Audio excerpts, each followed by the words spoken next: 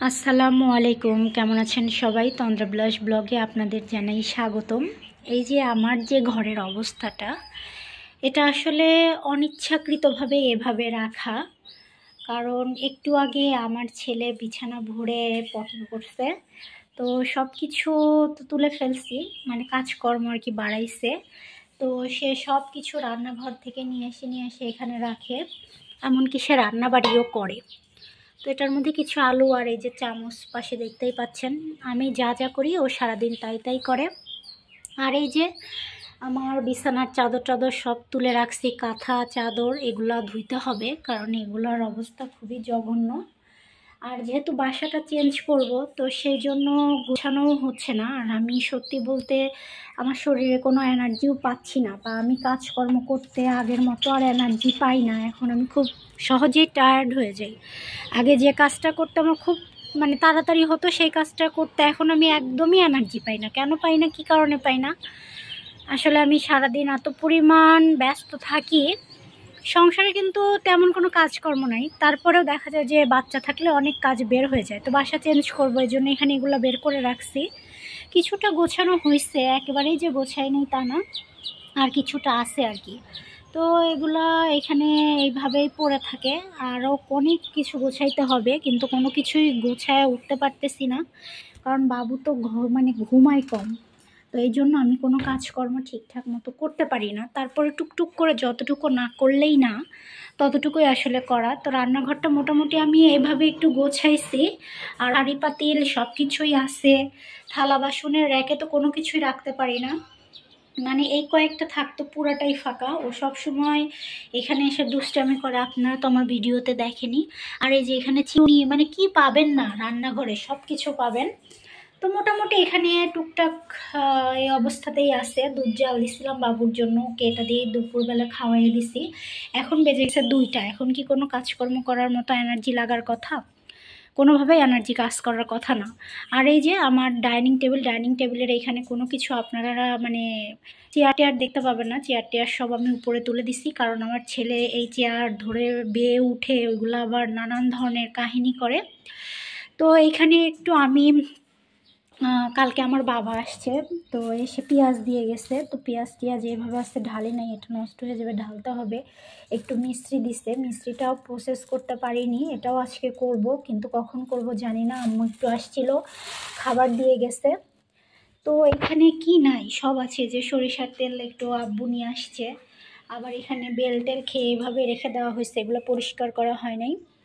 আবার এই যে বেলটা ভালো ছিল, আমার ছেলে এটা ফাটায় ফেলছে, কয়েকটা বিটরুট। তো আমি এখনও দুপুরবেলা রান্নাটা করি নাই, ওই রাতে যা রান্না করছিলাম ওইটাই খাওয়া হয়েছে আর কি।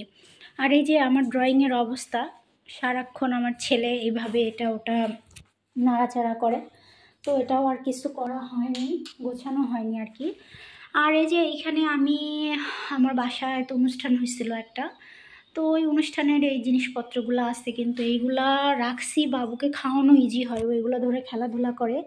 টিভিটা তেমন একটা দিয়ে খাওয়াইতে হয় না, কিন্তু এই যে এগুলা এখন এলোমেলো করে রাখছে, এগুলা কিছুই গোছাইতে পারি নাই। আমি এগুলা কখন করব, কখন গোছাবো আমি কিছুই জানি না, আমার ভালো লাগে না আর কি। এখন মনে হয় কেউ যদি এসে একটু করে দিয়ে যায় তো খুব ভালো হতো, আসলে ওইটা তো আর কপালে নেই। গতদিন আমি এই যে শাক কিনে এনে রাখছি, এখন এটা ভাজতে পারি নাই, এটা আজকে ভাজি করে শেষ করে ফেলবো। রান্নাবাড়ির আসলে কখন করব আর কিভাবে করব কিছুই জানি না। তো এগুলো তো আমাকে গোছাইতেই হবে, এভাবে তো আর থাকতে পারবো না। তো কখন যে গোছাবো, এদিকে শরীরের মধ্যে এনার্জিও কাজ করতেছে না, একটা গোছায় উঠি আর একটা এলোমেলো হয় আর কি।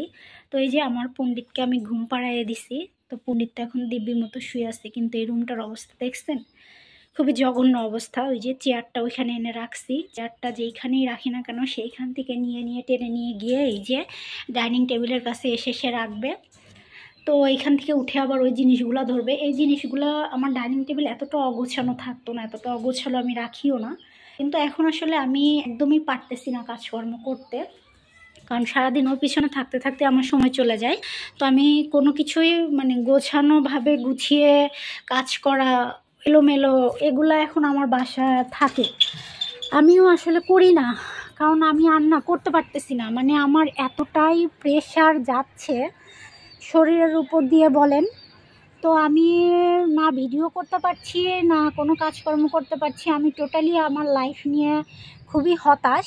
হতাশ বলতে আসলে আমার লাইফে মানে বাচ্চা হওয়ার পরে আমার লাইফটা পুরোটাই এলোমেলো হয়ে গেছে। মানে কোনো কিছুতে কোনো স্বস্তি নাই, কোনো কিছু। সারাদিন এর পিছনে দৌড়াও, করো, খাওয়া দাওয়া করো। রান্নাটাও তো এখন ঠিকমতো করতে পারি না, আগে যাও বা করতে পারতাম, এখন তাও রান্নাবাড়ি করতে পারি না। তো একটু বারান্দায় কাজকর্ম যেহেতু শুরু করব, একটু বারান্দায় এসেলাম। তো বারান্দায় এসে দাঁড়ানোর চেয়ে মনে হচ্ছে কি যে যদি একটু শুয়ে একটু ঘুম দিয়ে নিতে পারতাম তাহলে মনে হয় ভালো লাগতো। কিন্তু ঘুম দিয়ে উঠলে যেই মানে কোনো লাভ নাই। হ্যাঁ, আমার শরীরে হয়তো একটু রেস্ট হবে, কিন্তু এই কাজকর্মগুলো আমাকে ঘুমের পর উঠেও করতে হবে। তো মোরাল অফ দ্য স্টোরি এটাই, যে যে সিচুয়েশানে থাকে আসলে সেই সিচুয়েশানটা উপলব্ধি করতে পারবেন। যাদের বাচ্চা কাচ্চা ছোটো তারা আসলে বুঝতে পারবেন যে বাসা কেন এত অগোছালো থাকে, কিছু কেন ঠিকঠাক মতো করা হয় না। আমি তো আসলে মানে এমন সিচুয়েশানে আসি না যে আমি এই সিচুয়েশানে কোথাও যাইও না, কারণ গেলেই ওই নানান ধরনের কথা, তুমি এমন হয়ে গেছো কেন, এটা করছো কেন, ওইটা হয়েছে কেন তোমার, তুমি এমন হয়ে গেছো কেন। তো আসলে এগুলোর না উত্তর আমার কাছে নেই, একদমই নাই। বিশেষ করে আমি এই উত্তরগুলো আসলে দিতেই পারি না যে আমি এমন হয়ে গেছি, কারণ আমার এমন হওয়ার পেছনে আমার ঘুম নাই, আমার খাওয়া নাই, হ্যাঁ, আমার রেস্ট নাই। তো যখন চাকরি বাকরি করতাম তখন মনে হইতো কি যে আল্লাহ, চাকরি বাকরি করতেছি, কবে চাকরি বাকরি বাদ দিব। তো এখন দেখতেছি চাকরি বাকরি করাটাই ইজি, বাচ্চা রাখা অনেক কঠিন, সো টাফ একটা বিষয় আর কি।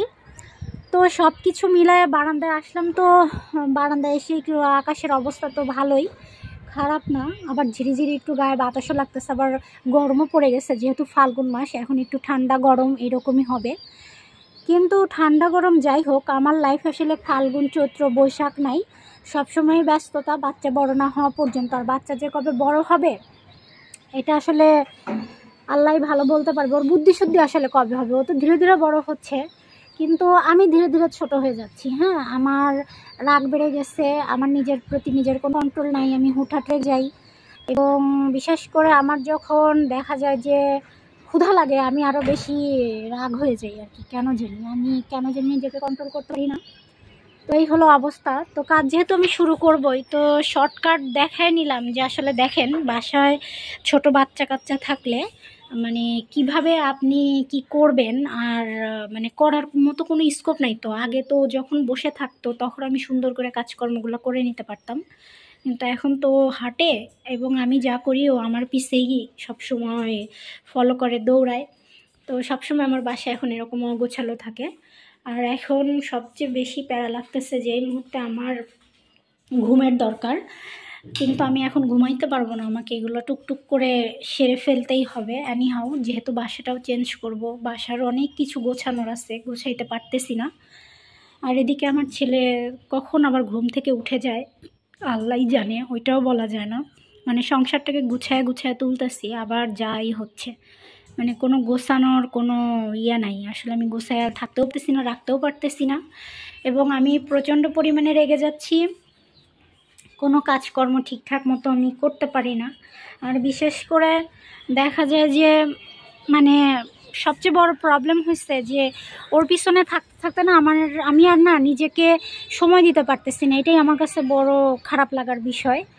আর মানসিকভাবেও যে আমি ভালো আছি ব্যাপারটা এমন না, মানে এইগুলা চিন্তা ভাবনা করলেই আমার দিন দুনিয়া অন্ধকার হয়ে যায়, যে আমি ছিলাম কি হইলাম কি, ব্যাপারটা আর কি এমন।